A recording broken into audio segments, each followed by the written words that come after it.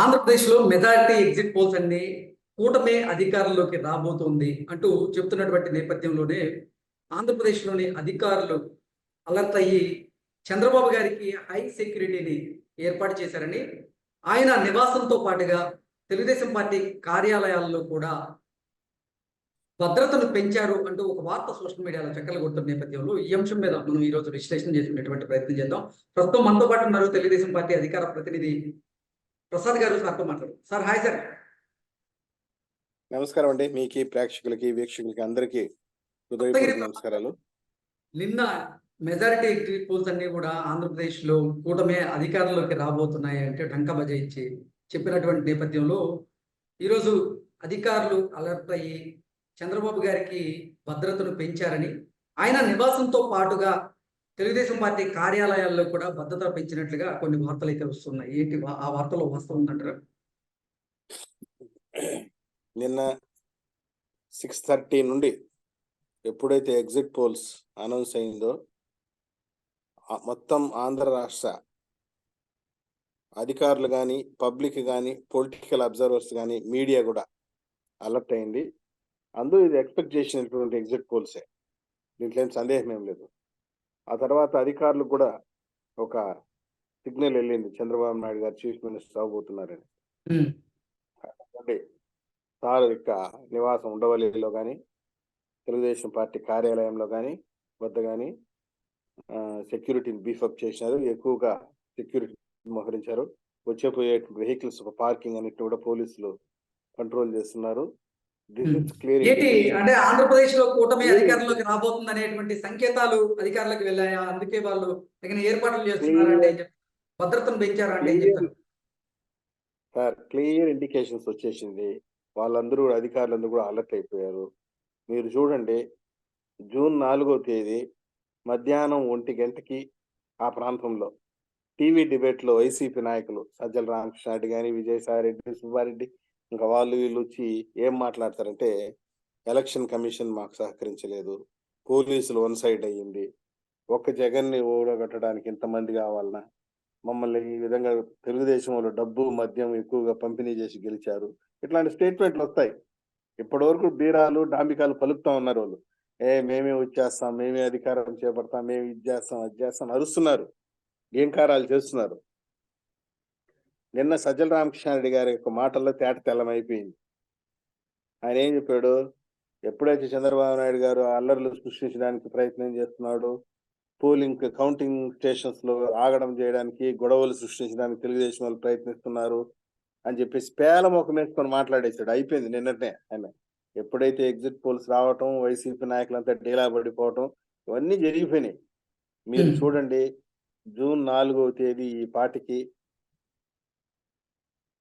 6 o'clock most probably YCP కార్యాలయం తాడేపల్లిలో ఉన్నటువంటి కార్యాలయం టూలెట్ బోర్డు పక్క 12 గంటలకి మెజారిటీ ఎగ్జిట్ పోల్స్ అన్ని కూడా కూటమి అధికారంలోకి రాబోతున్నాయని చెప్తున్నాయి. కానీ కొన్ని సంస్థలు మాత్రం వారి సర్వే ద్వారా వైసీపీ మళ్ళీ అధికారంలోకి రాబోతున్నాయి అంటూ, జగన్మోహన్ రెడ్డి మళ్ళీ సీఎం కాబోతున్నారంటూ కూడా వాళ్ళు చెప్పిన నేపథ్యాన్ని మనం చూసాము. ఏంటి అసలు నమ్మాలో అర్థం కాక ప్రజలు తెగిపడుతున్నారు. వైసీపీ ఇప్పుడు చాలా క్రెడిబిలిటీ ఉన్నటువంటి సంస్థలన్నీ, క్రెడిబిలిటీ ఉన్న సంస్థలు, పేరు మన్నిక కలిగినటువంటి సంస్థలు అన్ని కూడా, CNN న్యూస్ కానీ, ఇండియా టుడే కానీ, పయోనీర్ కానీ, ఇవన్నీ కూడా పేరు కలిగినటువంటి సంస్థలు. ఇవన్నీ ఇవే ఇచ్చినాయి తెలుగుదేశం పార్టీ రూలింగ్ లోకి రాబోతున్నాయని చెప్పేసి. గతంలో ఈ కేకే సర్వే అనే వాళ్ళు జగన్మోహన్ రెడ్డి అధికారంలోకి రాబోతున్నాడు అని చెప్పేసి సర్వే ఇచ్చారు వాళ్ళు 2019లో. వాళ్ళు చెప్పిందే. ఇప్పుడు అదే సర్వే వాళ్ళు ఇప్పుడు చంద్రబాబు నాయుడు గారు 133 నుండి 144 సీట్లతో గవర్నమెంట్ ఫామ్ చేస్తున్నారు, వాళ్ళే చెప్పారు. అంటే అప్పుడు మీకు చెప్పిందేమో వాళ్ళు సూపరో డోపరో. అంటే కేకే సర్వీస్ మీరు చెప్తున్న దాని ప్రకారంగా చూసుకున్నట్లయితే 161 స్థానాల్లో కూటమి గెలవబోతుంది, కేవలం వైసీపీ 14 స్థానాలకు మాత్రమే పరిమితం కాబోతుంది అంటూ వాళ్ళు చెప్పారు. అంటే రాయలసీమలో ఉన్నటువంటి 52 అసెంబ్లీ నియోజకవర్గాల్లో 2019లో 49 స్థానాల్లో వైసీపీ గెలిచిన నేపథ్యంలో ఇప్పుడు అసలు కేవలం రాష్ట్రం మొత్తం మీద వైసీపీ 14 చోట్ల మాత్రమే పరిమితం కాబోతుందా? కేకే సర్వేస్ లో వాస్తవం ఉందా అంటే ఏం చెప్తారు? ఇప్పుడు నా చేతిలో నేను పార్టీ ఆఫీస్ లో కూర్చొని ఉమ్, సర్వే సంస్థలన్నీ దాదాపు 40 సర్వే సంస్థలు ఉం? ఉమ్, ఇచ్చినటువంటి లిస్ట్ ని చేతిలో పెట్టుకొని మాట్లాడుతున్నాను. ఉమ్. కేకే సర్వే ఇచ్చింది ఏంటి 133 to 144. కాదు, నిన్న వైసీపీ క్లియర్ గా డిక్లేర్ చేసింది సప్తగిరి ప్రసాద్ గారు. నిన్న క్లియర్ గా సింగిల్ నెంబర్ ఇచ్చేశారు. కేకే సర్వేస్ వారు 161 స్థానాల్లో కూటమి గెలవబోతుందంటూ వారు క్లియర్ గా చెప్పేయడం జరిగింది. Sir 133 to 144 TDP JSP BJP అని ఇచ్చినారు. 14 నుండి 24.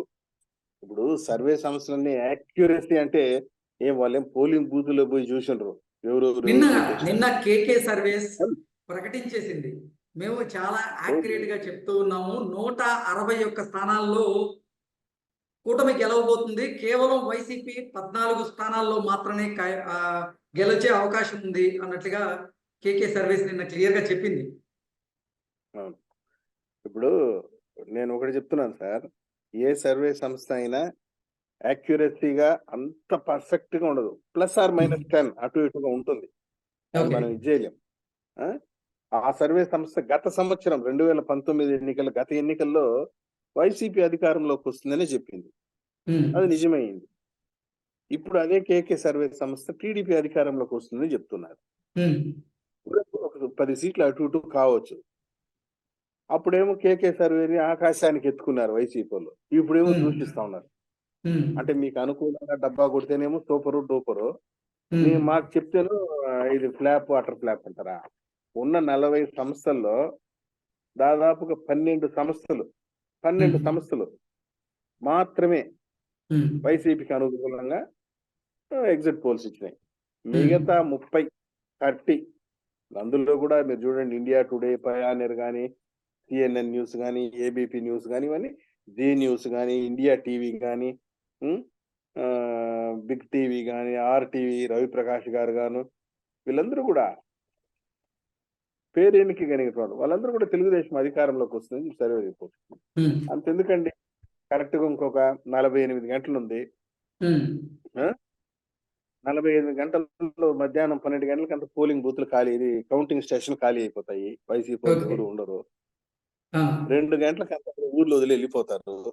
ఉమ్, 4 గంటలు ఆయన 5 గంటల మధ్య ఒక మంచి ముహూర్తంలో వైసీపీ కార్యాలయానికి లాక్ టూలెట్ బోర్డు వేసుకుని పరారైపోతారు. ఇది జరుగుతుంది.